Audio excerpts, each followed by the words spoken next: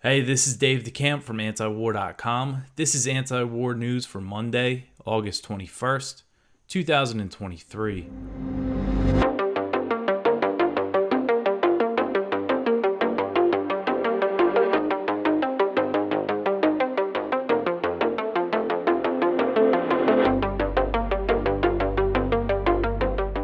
All right, the first thing I want to mention today is that it is our fundraiser at antiwar.com. So you could go to antiwar.com/donate to see the different ways that you can support us. So because we're entirely reader funded, we have to do fundraisers like this a few times a year. And it's because that we're reader funded that we're able to provide you the type of content that we do from our anti-war, non-interventionist perspective. So if you appreciate this show, if you appreciate what I do, this content that I put out 5 days a week, this is how it's done through antiwar.com. We have a very small staff. Your donations go directly to keeping the site running. We don't waste anything, and we're also a nonprofit, so that means you can write it off your taxes. So again, antiwar.com/donate. All right, let's get into the news here. The first story at the top of antiwar.com today, the U.S. fears that Ukraine is too casualty averse. So the New York Times reported on Friday that U.S. officials fear Ukraine has become casualty averse, as Ukrainian commanders have not been pushing as hard against Russia's defenses as the U.S. would like, due to a high cost in Ukrainian lives. So this report reads, quote, American officials say they fear that Ukraine has become casualty averse. One reason it has been cautious about pressing ahead with the counteroffensive. Almost any big push against dug-in Russian defenders protected by minefields would result in huge numbers of losses, end quote. So it's really something that they say they're fearful of this, that they're afraid, they're scared that Ukrainians don't want to just run into these minefields and get blown up. So in recent weeks, there have been multiple reports exposing the lack of concern on the U.S. and NATO side for Ukrainian lives. It's become very clear that they don't care about all the Ukrainians that are getting killed and maimed in this war. This past Thursday, the Washington Post reported that U.S. and British war games ahead of Ukraine's counteroffensive anticipated high casualties, but they envisioned that Kiev would accept the casualties as the cost of piercing through Russia's main defensive line. So, on one hand, you have the U.S. pressing Ukraine to push harder. Ukrainian officials say that they're not properly armed to do so. So this is interesting. A source within the Ukrainian General Staff, which is the Ukrainian military, told The Economist, quote, we simply don't have the resources to do the frontal attacks that the West is imploring us to do, end quote. So they're saying, we can't do it. And it's not even just casualties. It doesn't seem like there is the issue. They're saying that they don't have what they need. So when Ukraine first launched its counteroffensive in June, Ukrainian forces did attempt a big push to break through Russian lines. If you remember, in the beginning of the counteroffensive, there was all these reports of Ukraine taking heavy equipment losses, losing, Bradley fighting vehicles and German-made Leopard tanks. According to the New York Times, Ukraine lost 20% of all the weaponry that it deployed in the first 2 weeks of its counteroffensive. So when they tried what the U.S. is saying they want them to do, it didn't work out very well. And so the exact human cost of the counteroffensive is not clear, as Ukraine has not been releasing casualty figures. The New York Times report said that the U.S. estimates almost 500,000 people have been killed or wounded on both sides, but that number is not confirmed. We really don't know. And U.S. officials are claiming that Russia has taken more losses than Ukraine, but that doesn't make much sense because this conflict has been an artillery war, and Russia has much more firepower. According to Zaluzhny, the Ukrainian commander-in-chief, in some battles, Russia was firing 10 times as much artillery as Ukraine.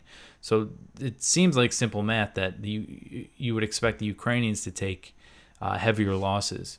And I know there's some people that estimate, over 300,000 now, maybe even saying 400,000 Ukrainians have been killed.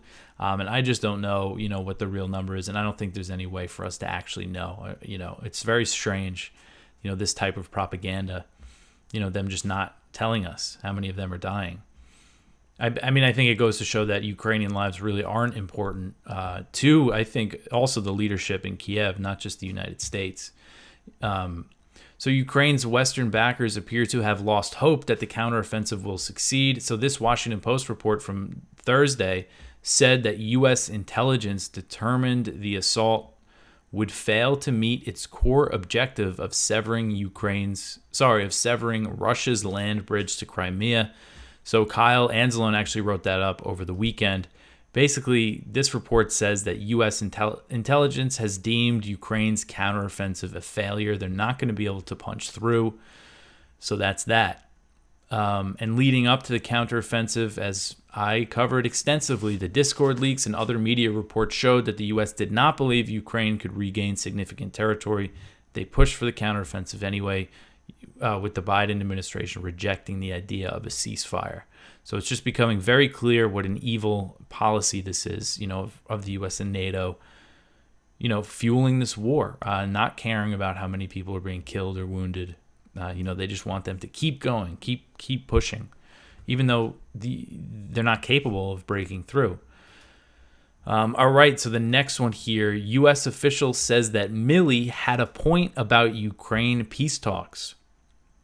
So as Ukraine's counteroffensive is failing, some U.S. officials are wondering if they should have listened to Chairman of the Joint Chiefs of Staff, General Mark Milley's calls for peace talks last November.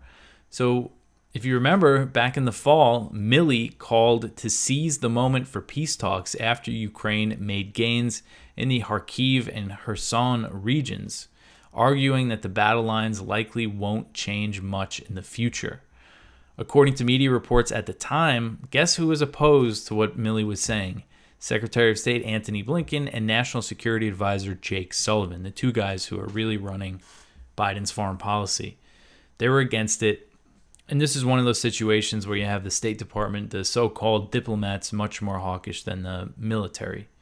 So a U.S. official who spoke with Politico said that Milley had a point. The official said that the Biden administration may have missed a window to push for earlier talks. However, the official said that no senior officials believed backing the counteroffensive was a mistake, despite the failure and high casualty rate. So this person is stressing that, no, even though it's been a failure and all these people are dead, we don't think it was a mistake to push for it. So the U.S. insists that it will back Ukraine for as long as it takes, but another U.S. official who spoke with Politico said that the administration is increasingly asking this question, quote, if we acknowledge we're not going to do this forever, then what are we going to do, end quote. So that seems like a very telling line there, that's the conversation that they're having, that, if we say we're not going to support this for as long as it takes, because how long, now they're maybe starting to think about how long this is going to drag out, then what are we going to do? They don't have any, they don't know what they're going to do, I guess. I think ultimately, the Blinkens and the Sullivans and their people in the administration do want to just, support an open-ended conflict. They think that they're, getting one over on Russia and only Ukrainians are dying, so that doesn't matter to them. And then in comments to the Washington Post, this was just a few days ago, Milley said some things, and I think, you kind of got to read between the lines with his comments, because on one hand, he says, he was saying Ukraine has what it needs to, break through here, but then he would also always stress that it's going to be long and bloody, and it's going to take a while, and, they're not going to achieve all their goals within a year. So he was always kind of saying both things. But you could see that what he was saying was more realistic than what Blinken was putting out to the public. So in these comments to the Washington Post, he made it very clear that he still expects this war to drag out for much longer. So he said, quote, if the end state is Ukraine is a free, independent, sovereign country with its territory intact, that will take a considerable level of effort yet to come. And this is a long, very difficult, high casualty producing war that's ongoing. You can achieve those objectives through military means. That's going to take a long, long time. But you can also achieve those objectives, maybe possibly through some sort of diplomatic means, end quote. And it's important always to point out that Russia and Ukraine were engaged in negotiations in the early days of the war, But those talks were discouraged by the U.S. and NATO. That's when Boris Johnson went over to Ukraine in April 2022 and told Zelensky, don't negotiate.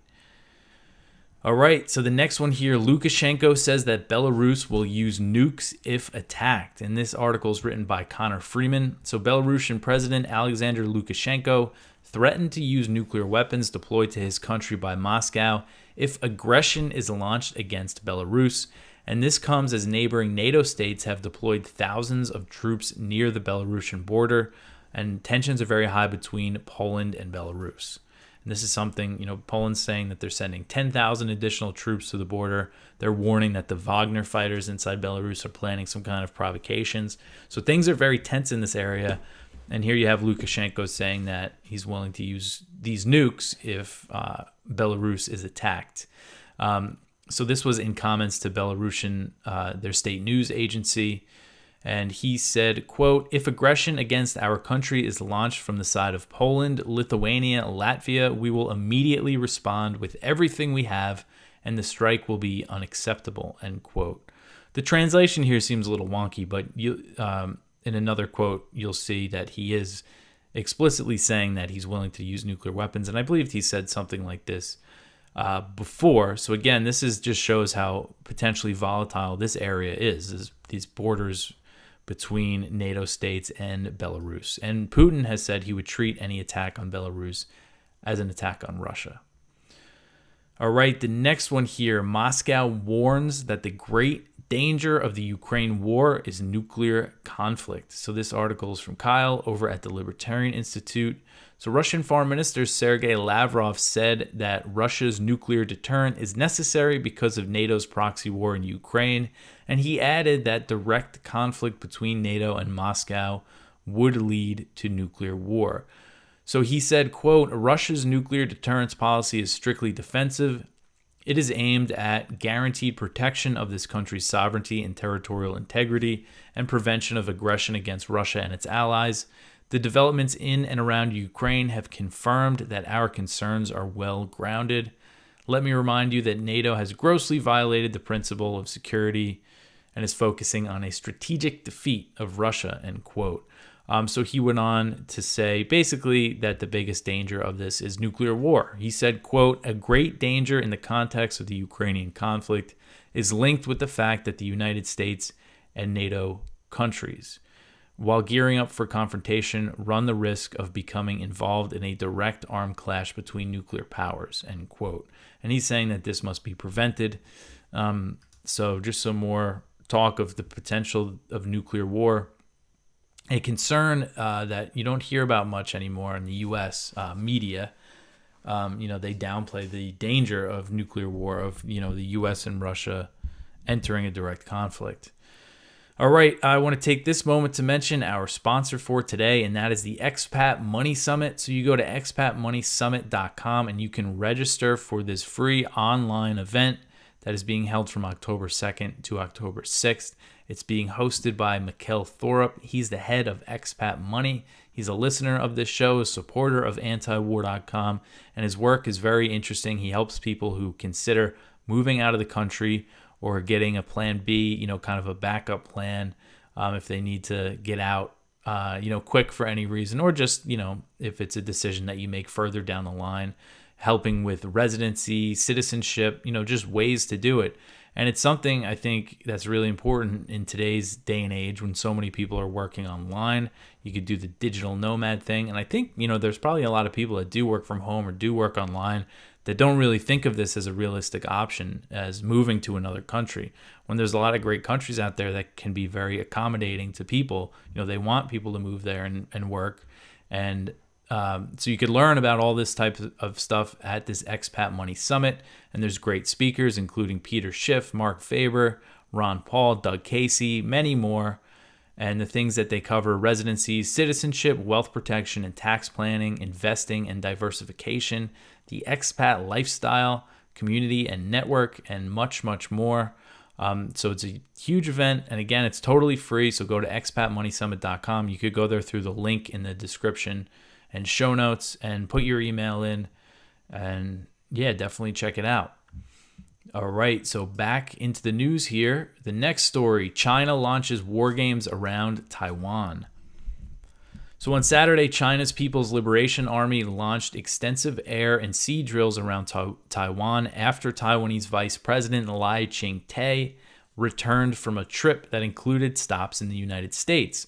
So Lai, who's the frontrunner for Taiwan's 2024 presidential election, he visited New York on his way to Paraguay, which is one of the few countries that has formal diplomatic relations with Taipei.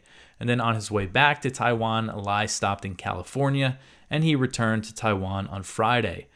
So his stops in the U.S. were relatively low-key. He did not meet with any high-level U.S. officials, but China warned that it would take measures in response. Taiwan says there's precedent for this. Vice presidents have done this before, made stops on the way to other countries. But, this comes at a time of really high tensions between the U.S. and China, specifically over Taiwan. So the PLA's Eastern Theater Command, this is the Chinese military, they said that the drills involved, quote, jointly seizing maritime and airspace control, submarine search and anti-submarine operations in the waters, and airspace to the north and southwest of Taiwan Island. And, quote, so it sounds like they're doing some sort of blockade simulation like they've done in a lot of these drills. A spokesman for the PLA said, quote, this is a serious warning against the collusion and provocation of the Taiwan independence, separatist forces, and the external forces, end quote. So the external forces, you know who that is. That's the United States. So Taiwan's defense ministry said that it detected 42 PLA warplanes and 8 Chinese naval vessels, and 27 of the Chinese planes crossed the median line, which is an informal barrier separating the two sides of the Taiwan Strait. And China used to avoid crossing that line until Nancy Pelosi went over there in August 2022. So over a year ago, she visited Taiwan. There's an interesting poll, and I found this thanks to Just Foreign Policy. They're a lobby group in D.C., anti-war lobby group, and they tweeted out this poll that was conducted by the Brookings Institution. It was conducted in January 2023, and it found that the majority of Taiwanese believe that Pelosi's visit made the island less secure. So 62% of Taiwanese said that. So I thought that was interesting. So the drills conducted on Saturday, they were smaller in scale than when Pelosi went there, and they were also smaller in scale than when Taiwan's President Tsai Ing-wen, she recently stopped in California and met with House Speaker Kevin McCarthy. That was back in April. And that provoked huge Chinese military drills. And, the reason why that was such a big deal is because it made McCarthy the highest level U.S. official to host a Taiwanese leader since 1979, which was the year the U.S. severed diplomatic relations with Taiwan to open up with China. So that was a big deal. So more, we're just going to see more of this as the U.S. and Taiwan continue to increase military and diplomatic ties.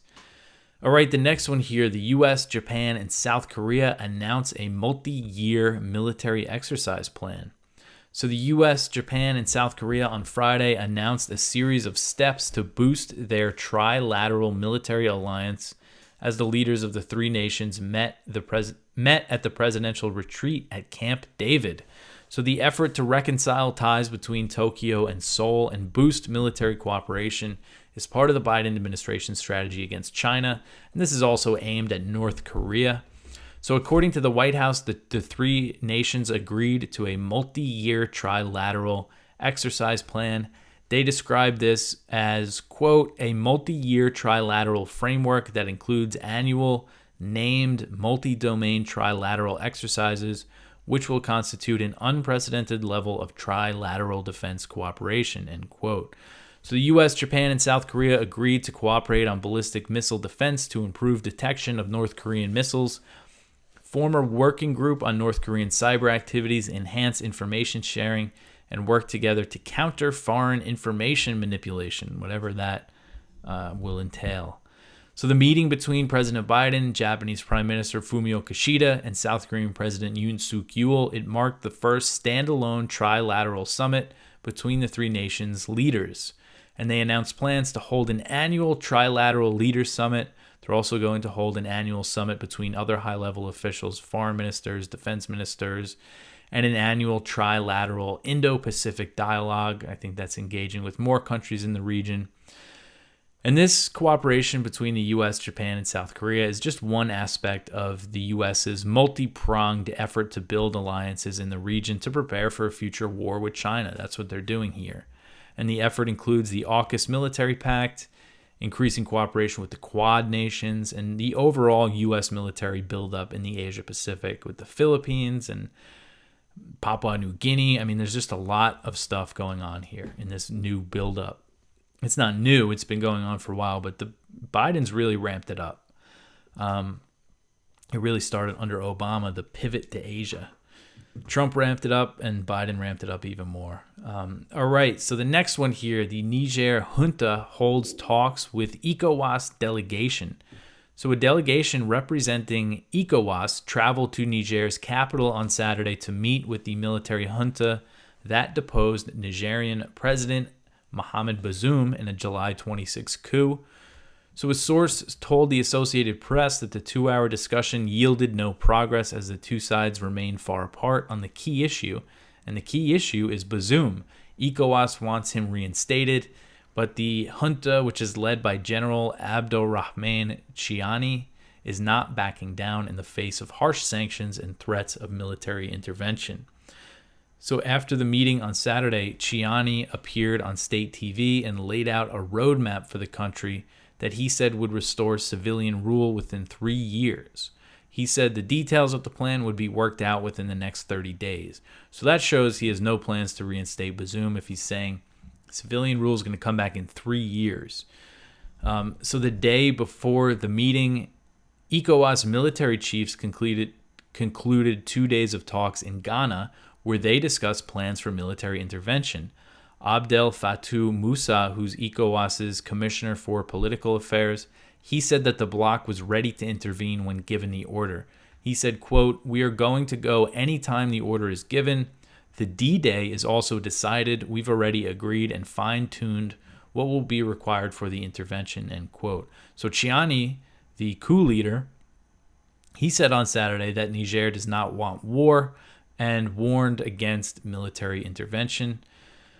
So according to AP, he is fearful of France launching an attack, something that he expressed in the meeting with ECOWAS officials.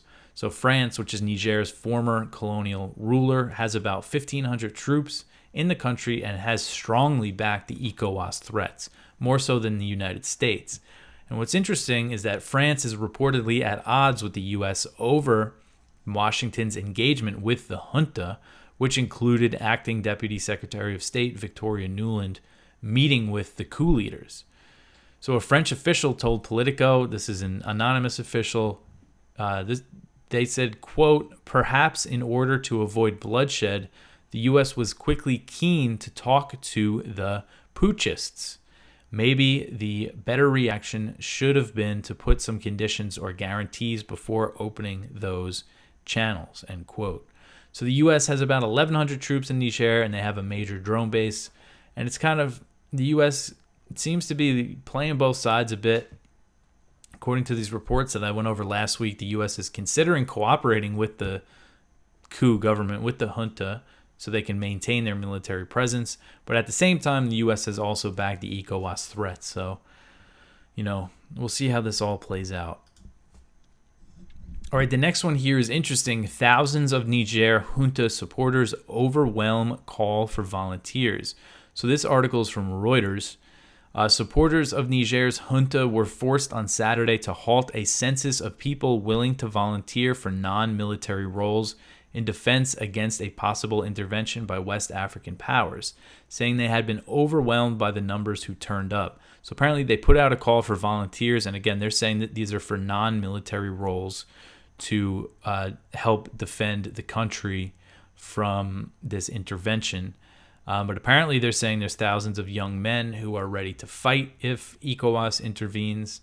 And seeing this on top of, I've seen pro-coup demonstrations, it does seem like the people, a lot of people at least are on board with this coup and are going to be willing to fight if there's an invasion, because a lot of people say, oh, Niger's military is so much smaller than Nigeria's military. But if you have a lot of people willing to volunteer and ready to fight, I mean, this could turn into a really big war, and it could turn into a big regional war as well.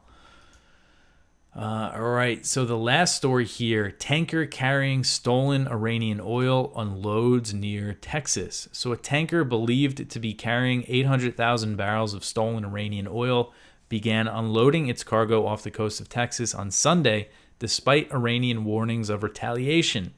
So this is the Marshall Islands flagged tanker Suez Rajan, which was seized by the U.S. under the pretext of sanctions relief back in April and forced to sail to Texas instead of China.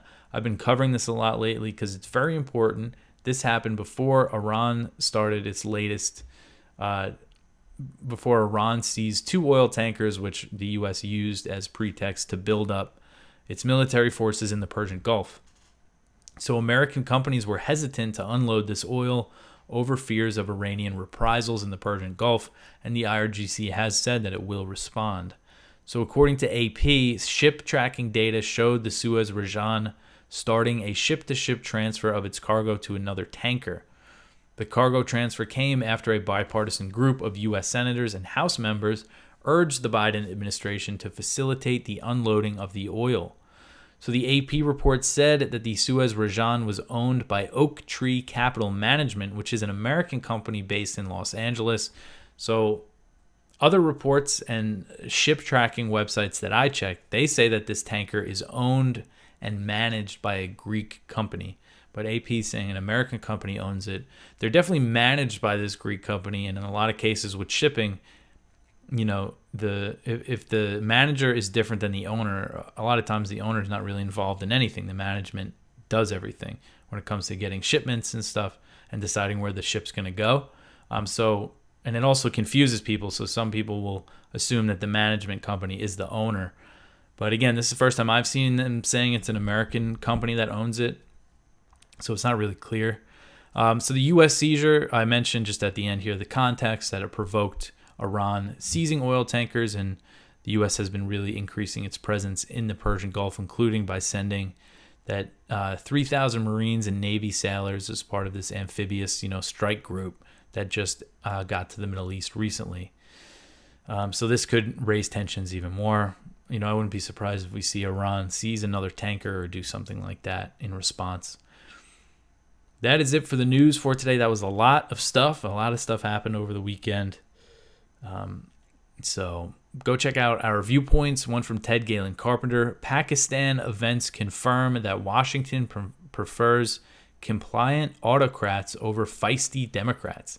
And that is a very true statement. It just really goes to show with them pressuring Pakistan to get rid of Imran Khan that the U.S. just wants people who will do their bidding. That's what it's all about. One from David Stockman, why the American empire was expanded to Ukraine and Taiwan. One from Judge Knapp, when the First Amendment dies. One from Bradley Devlin, a wartime dispatch from Poland. That's over at the American Conservative. And we have one from Kyle Anzalone over at the Libertarian Institute. Fight Russia to the last Ukrainian is official White House policy. So go check that out. It's a great op-ed from Kyle, and he's definitely right. He was... his title there was definitely confirmed by that first story that I went over today. But that's everything. Again, please help us out with our fundraiser, antiwar.com/donate. If you can't do that, another big way to help is just by sharing this show, telling your friends about antiwar.com, sharing it on social media. That stuff all helps as well. But I'll be back tomorrow with some more news. Thanks for listening.